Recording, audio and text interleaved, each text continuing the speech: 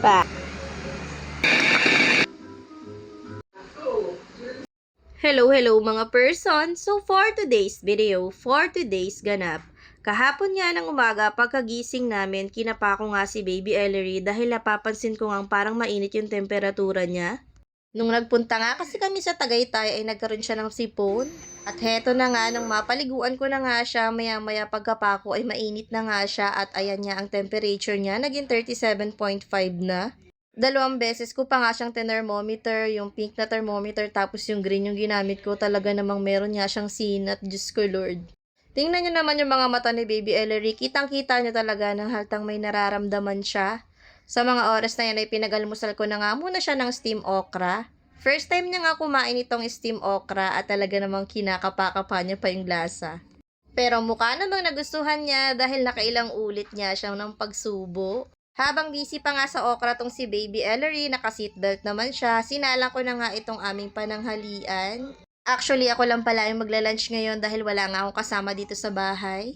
Ihahanda ko na rin pala yung lunch ni Baby Ellery at itong patatas at okra ay inibabaw ko nga lang sa sinaing at naalala ko meron pa palang isang perasong hinog na mangga sa ref.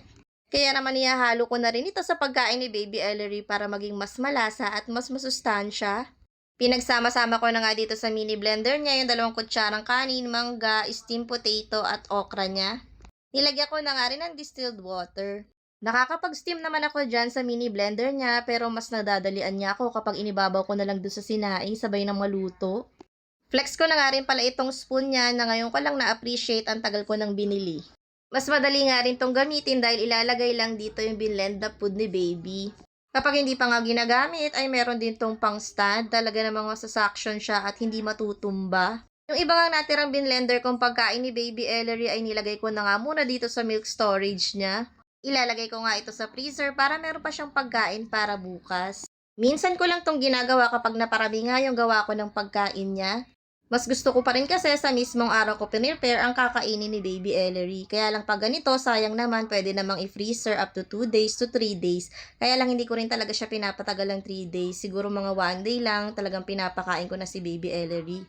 3 times a day ko na kasi pinapakain si Baby Ellery. Kaya lang minsan nga pala 2 times lang kasi madalas nakakatulog nga to. Sobrang dalingan gamitin itong spoon niya. Ipupush mo lang ng konti tapos lalabas na agad yung pagkain niya. Pagkatapos nga kumain ni Baby Ellery, pinalitan ko na nga muna siya ng damit at tingnan nyo nga mga person, nag-aaral lang maglakad ang ating Baby Ellery, nakakatuwang pagmasdan parang kailan lang. Nung nakaraan ko pa nga nabili tong push walker niya pero ngayon niya lang nga mas na-appreciate. Paano kasi yung natunog lang nito yung pinapalaro ko sa kanya, ayun pala ay marunong na siya mag-push-push. Tingnan niyo naman, nag-alamekaniko pa itong batang to, may ina-assemble yata dito sa may ilalim. Tuwang-tuwa talaga ako nung makita ko siya dyan sa ilalim.